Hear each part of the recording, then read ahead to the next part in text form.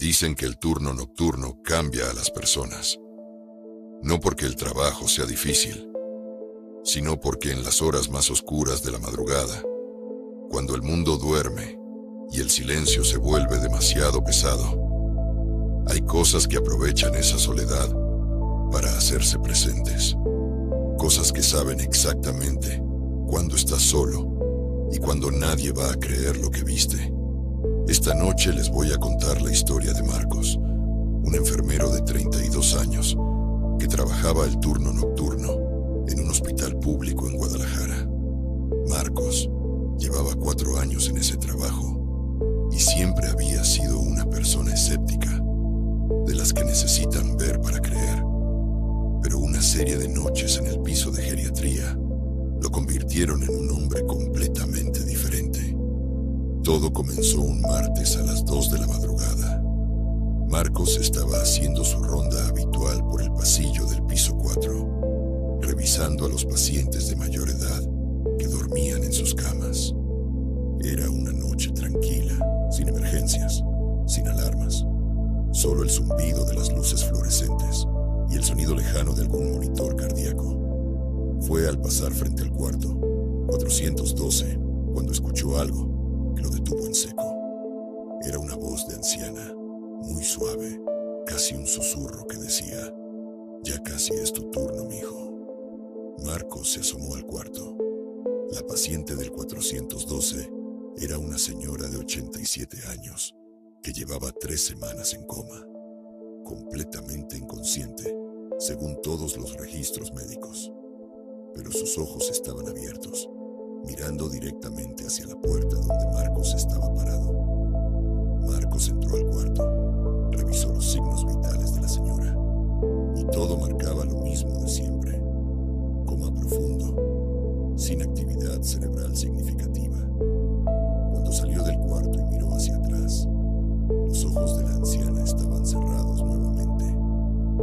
Marcos lo reportó en su bitácora como una anomalía y trató de olvidarlo. Pero la siguiente noche pasó algo peor.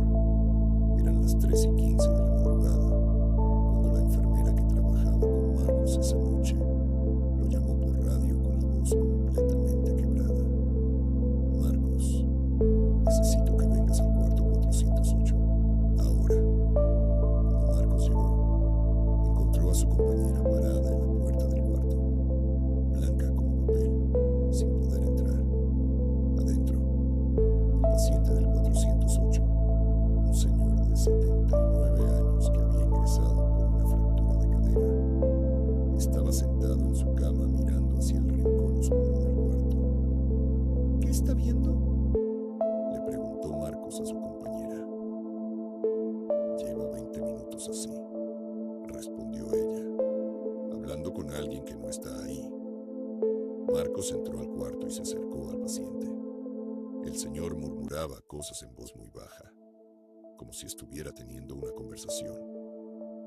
Cuando Marcos le puso la mano en el hombro, el anciano volteó a verlo con una expresión de completa paz y le dijo: «Ya vienen por mí, hijo, ya vienen». El señor del 408 murió esa misma noche a las 4:47 de la madrugada. Paro cardíaco fulminante, sin previo aviso. Marcos me cuenta que después de esa noche empezó a notar un patrón que lo perturbó profundamente.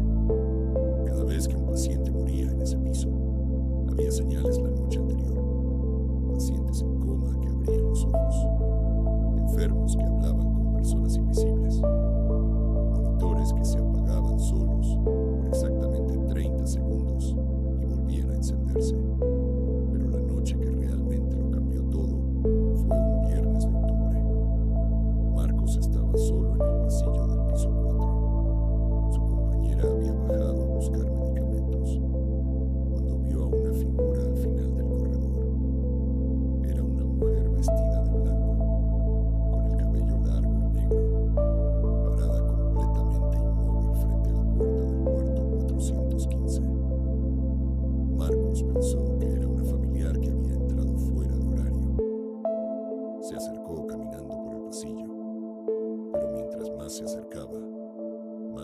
se sentía el ambiente. Un frío que no tenía nada que ver con el aire acondicionado del hospital. Cuando estaba a unos 10 metros de la figura, la mujer volteó a verlo. Marcos se detuvo en seco. No tenía rostro. Donde deberían estar los ojos, la nariz y la boca, solo había piel lisa, como si nunca hubiera tenido facciones.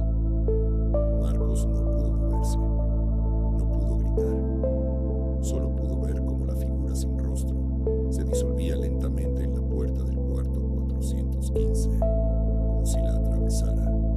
Cuando Marcos finalmente pudo reaccionar, corrió hacia el cuarto 415 y encontró algo que confirmó su peor miedo. La paciente de ese cuarto, una mujer de 91 años, que había ingresado estable esa misma tarde, había muerto. El monitor marcaba una línea plana. El reloj en la pared marcaba las 3:33 de la madrugada. Marcos renunció al turno nocturno esa misma semana. Hoy trabaja en el turno de la mañana en una clínica pequeña y dice que duerme con la luz encendida. Lo que vi en ese hospital, me escribió, no era la muerte en sí. Era algo que acompaña a la muerte. Algo que viene a recoger lo que ya no pertenece a este mundo. Y dice que lo peor no fue ver a esa figura sin rostro. Lo peor fue darse cuenta de que cuando ella volteó a verlo, aunque no tenía ojos, él sintió perfectamente que lo estaba mirando a él, estudiándolo, como si estuviera anotando su nombre en una lista para una visita futura. Hay trabajos que te cambian para siempre, y hay cosas que, una vez que las ves, no puedes dejar de saber que existen.